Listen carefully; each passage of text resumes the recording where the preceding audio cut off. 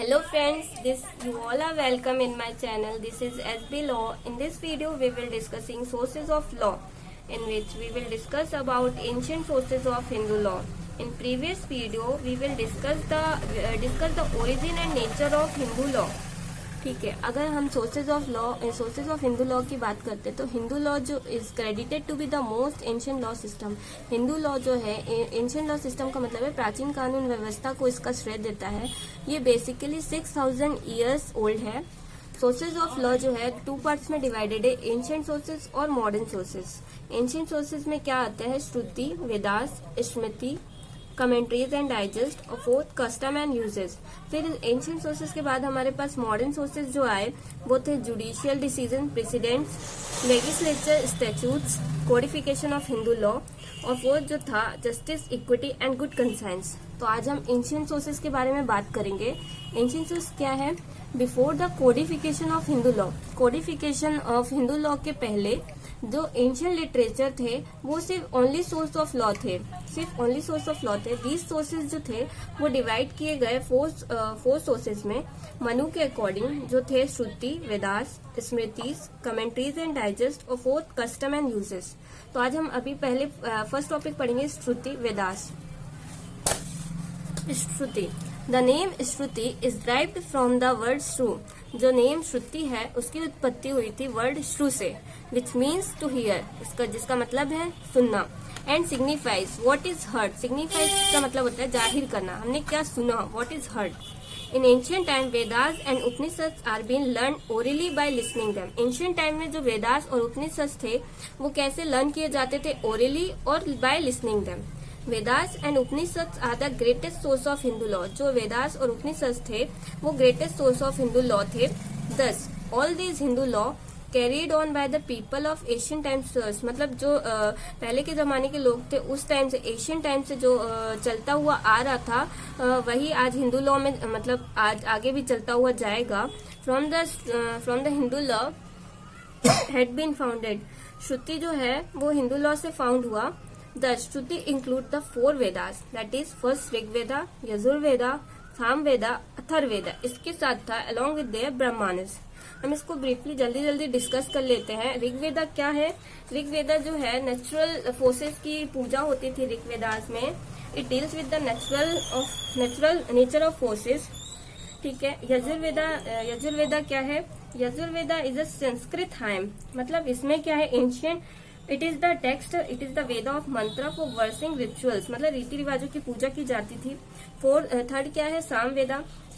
It is the Veda of melodies and chants. मतलब ये भजन कीर्तन वगैरह और बेसिकली बेस्ड ऑन प्रेयर्स पे था। अथर्ववेदा क्या है? Means knowledge, procedure for every day of life. मतलब इसमें से जैसे कि like it is based on magic and spells पे बेस्ड है, मतलब तंत्र मंत्र वगैरह पे बेस्ड था। Along with ब्रह्मानस। ब्रह्मानस क्या है? लेंदी कमेंट्रीज थी और जो कि कंपोज की गई थी संस्कृत में ऑन द वेदास पे। Vedas contains theories about sacrifice, rituals and customs. मतलब वेदास जो है वो कंटेन करता था थ्योरी, जो बलिदान और रीति रिवाज और हमारे जो कस्टम्स थे उनको उनकी बलिदान की, मतलब पूरी वेदास पे, हमारे वेदास पे बताया गया है कि ब्रह्मानस में क्या है। ठीक है। हमारा सेकेंड है Smritis. Second important source of Hindu law है ये। Smriti means what is remembered. This is an important source of Hindu law. ये एक important source of Hindu law है। स्मृति बेसिकली टू टाइप्स की हैं। प्रोज स्टाइल, मतलब प्रोज स्टाइल का मतलब ग्रंथ और काव्य। पोएट्री आप सभी जानते हैं, कविता। चलिए थोड़ा सा हम स्मृति को डिस्कस कर देते हैं। स्मृति से मतलब है स्मृति से मतलब हमने पहले की मेमोरी से क्या रिकॉग्नाइज किया। जो भी ऋषि मुनि थे पहले के समय के, उन्होंने मैनुअल्स बनाए थे जो आज हिंदू लॉ जो है आज फॉलो करते हैं। फिर ठीक है, स्मृति जो है टू पार्ट्स में डिवाइडेड की गई है, धर्मसूत्र और धर्मशास्त्र। धर्मसूत्र क्या है? It is a prose based, मतलब ग्रंथ वगैरह में बेस्ड है। और Dharmashastra it is in poetry based है। ये पोएट्री बेस्ड है, ये ज्यादा सिस्टमैटिक और क्लियर फॉर्म में है। धर्मसूत्र were written during 800 to 200 BC पे लिखा गया था। ये ड्यूरिंग मतलब 800-200 बीच के पीरियड पे लिखा गया था धर्मसूत्र। सेकेंड पॉइंट क्या है? They were written in prose form but also contain verse. ये जो लिखा गया था प्रोज फॉर्म और वर्स फॉर्म पे लिखा गया था। थर्ड क्या है, the rules and principle given by Gautam, Baudhayana, Vishnu and others.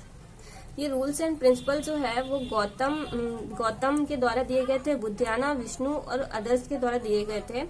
Fourth point क्या है, they were meant to be training manuals for teaching students.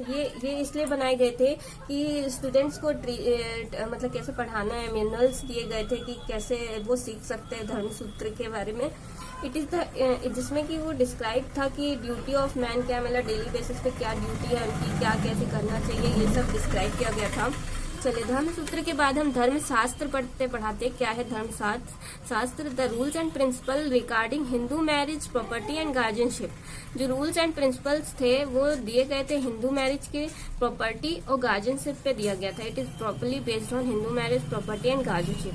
Smritis are of, मतलब जो मेन स्मृतिज थी वो थी Manu, Yajnavalkya, Narada, Katyayana and Brihaspati.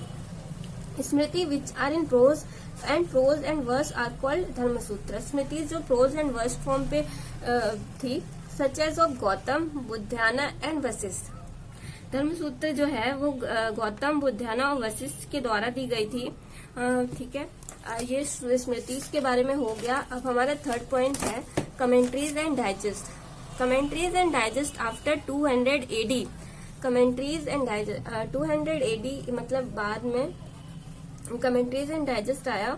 Most of the work was done only on the existing material given in smritis.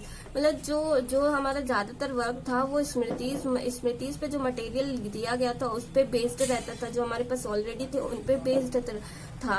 Digest and commentaries जो थे वो are the modified and mixed form of Shruti थे और स्मृति। जो डाइजेस्ट और कमेंट्रीज थे वो मॉडिफाइड फॉर्म पे थे और मतलब मिक्स्ड फॉर्म पे थे। श्रुति और स्मृति मतलब दोनों का मॉडिफाइड मिक्स्ड फॉर्म था। This play vital role in formation of Hindu law. ये श्रुति और स्मृति ने वाइटल रोल प्ले किया था हिंदू लॉ को बनाने में।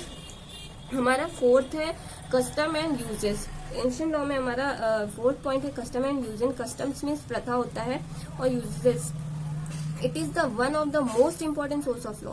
ये एक इम्पोर्टेंट सोर्स ऑफ लॉ है हमारा, one of the most important source of law है, जिसमें कि the rules and regulation followed in a community from many years. जो कम्युनिटी है वो रूल्स एंड रेगुलेशंस बहुत सालों से फॉलो करते आ रही हैं। Customs are of 4 types. 4 types के कस्टम्स हैं। लोकल कस्टम मतलब followed in a given geographical area. जो गिवन जोग्राफिकल एरियाज पे मतलब लोकल कस्टम्स फॉलो किए जाते हैं। फैमिली कस्टम्स मतलब जो प्रथा जो हमारी फैमिलीज फॉलो करती आ रही है लॉन्ग टाइम से, वो हो गया। थर्ड पॉइंट क्या है, क्लास और कास्ट सिस्टम। मतलब customs that are followed by particular caste और कम्युनिटी। कोई पर्टिकुलर कास्ट जो फॉलो करते हुए आ रही है, हमारे कस्टम्स जो बहुत पहले से फॉलो करते हुए आ रहे हैं, उसे क्लास और कास्ट सिस्टम कहते हैं। और फोर्थ पॉइंट जो है वो है गिल्ड कस्टम। गिल्ड कस्टम जो है वो ट्रेडर्स के द्वारा फॉलो करी जाती है। फिर हमारे क्या रिक्वायरमेंट है वैलिड कस्टम के लिए। Requirement for a valid custom are, पहले तो एशियंट होना चाहिए, मतलब पुराना, कॉन्टिन्यूअस, सर्टेन होना चाहिए, एक होना चाहिए, रिजनेबल होना चाहिए, नॉट अगेंस्ट मोरालिटी के अगेंस्ट नहीं होना चाहिए, नॉट अगेंस्ट पब्लिक पॉलिसी के अगेंस्ट नहीं होना चाहिए, और नॉट अगेंस्ट एनी लॉ, और किसी लॉ के अगेंस्ट नहीं होना चाहिए। मतलब किसी लॉ से मतलब बियॉन्ड नहीं जाना चाहिए। ठीक है, लॉ के अंदर ही सारा वैलिड कस्टम फॉलो करना चाहिए। ठीक है, तो आज हमने इस वीडियो पे एंशिएंट सोर्सेस कवर किए, जिसमें कि कवर किया श्रुति, smritis, third commentaries and digest, और fourth custom and uses. I hope you all are like my video. If you like my way of teaching, then please support and don't forget to like and subscribe and comment in my channel. Thank you guys.